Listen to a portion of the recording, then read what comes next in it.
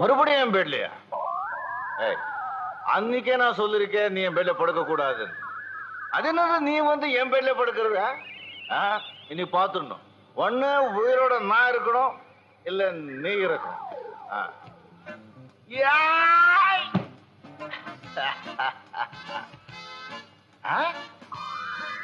இங்க இருக்க, இரு இரு வர்ற.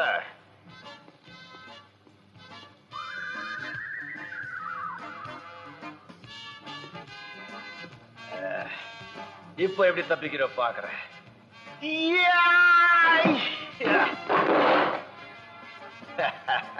அலைஞ்சு